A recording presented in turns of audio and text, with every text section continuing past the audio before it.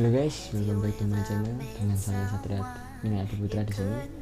Pada kesempatan kali ini saya akan membahas apa sih konsep resolusi. Apa itu konsep resolusi? Konsep resolusi menurut kalian tidak tahu?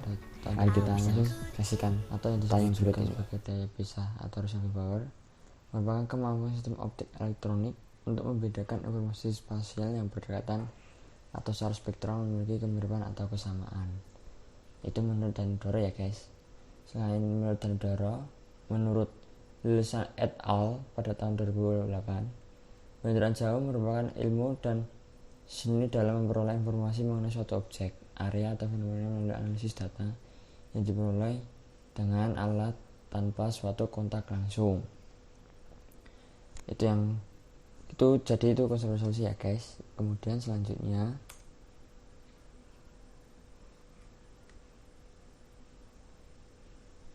berapa sih jumlah yang ada di jumlah konsep resolusi pada penginderaan jauh atau penginderaan jarak jauh? Nah, konsep resolusi itu terbagi menjadi 4. Yang pertama ada resolusi spasial, kemudian yang kedua ada resolusi spektral, dan yang ketiga ada resolusi radiometri, dan yang keempat ada resolusi temporal. Nah, dari empat resolusi tersebut, mereka mempunyai fungsi dan kegunaannya itu berbeda-beda. Jadi yang akan kita bahas pada selanjutnya adalah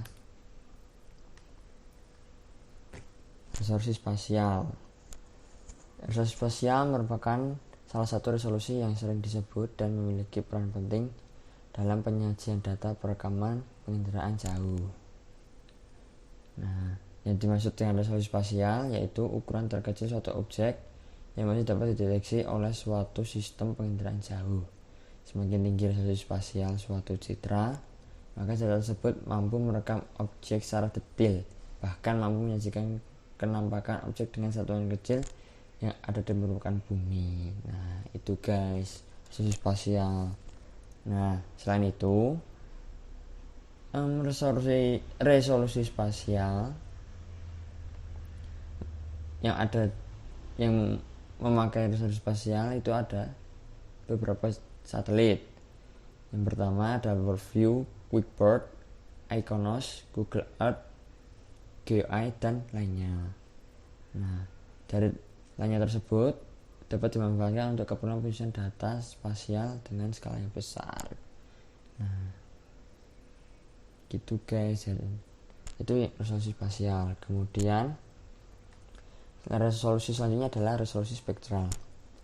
Resolusi spektral sendiri mempunyai arti yaitu suatu sistem optik elektromagnetik yang berfungsi untuk membedakan informasi objek berdasarkan nilai pantulan ataupun nilai pancaran spektralnya. Nah, itu kemudian dalam konteks ini, maka apabila sebuah citra memiliki jumlah saluran yang lebih banyak, masing-masing saluran tersebut cukup sempit, maka apabila dilakukan analisis, kemungkinan citra dalam membedakan objek berdasarkan respons spektralnya. Itu guys, resolusi spektral. Nah, resolusi selanjutnya adalah ada resolusi radiometri. Resolusi radiometri merupakan sensor dalam mencatat respons spektral objek. Kemampuan ini memiliki keterkaitan dengan kemampuan coding atau kepanjangannya digital coding, yakni kemampuan mengubah intensitas pantulan atau pancaran spektral menjadi sebuah angka digital atau disebut dengan bit. Ya, kalian pastinya sudah tidak asing kan dengan yang namanya bit. Bit pastinya ada banyak terutama di teknologi, bahwa dulu pertamanya 4 bit, 16 bit, 32, bahkan sekarang 64 bit. Nah, resolusi radiometri ini terdapat pada sensor kamera. Nah, terutama bagi kalian ini yang Android user kadang-kadang merasa pixel Android A lebih tinggi daripada yang ada di iPhone kan, misalnya iPhone B memiliki pixel 10 megapiksel, sedangkan Android tersebut atau Android A memiliki pixel sebesar 30 megapiksel.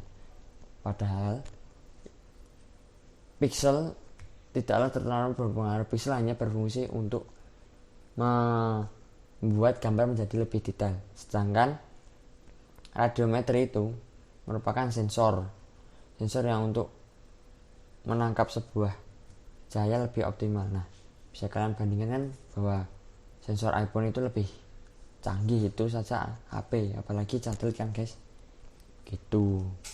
Kemudian resolusi yang terakhir adalah resolusi temporal.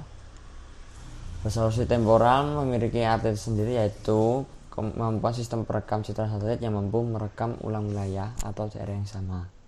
Resolusi temporal ini memiliki peran dan seringkali dimanfaatkan untuk analisis sembilan perubahan penggunaan lahan ataupun monitoring tingkat kesesuaian penggunaan lahan tersebut. Nah, jadi citra satelit ini memiliki resolusi temporal yang berbeda dari beberapa citra satelit yang mampu merekam objek yang sama. Nah, ini sangat berfungsi sekali, apalagi sudah dijelaskan di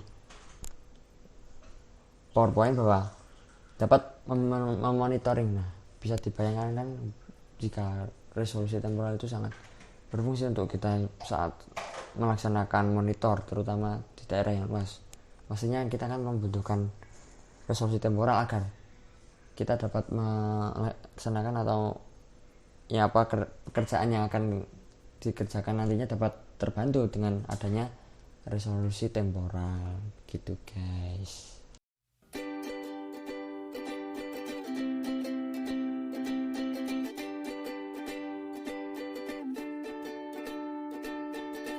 Oke guys, gak kerasa udah sampai di penghujung video.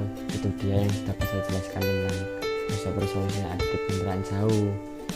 Oh iya, sebelum kalian menutup video ini, pastikan kalian sudah like, komen, dan subscribe channel ini, karena satu subscribe dari kalian sangat mendukung untuk saya untuk tetap mengupload video dan konten tentang penerangan jauh. Oke, saya Satria Winaya, sign out.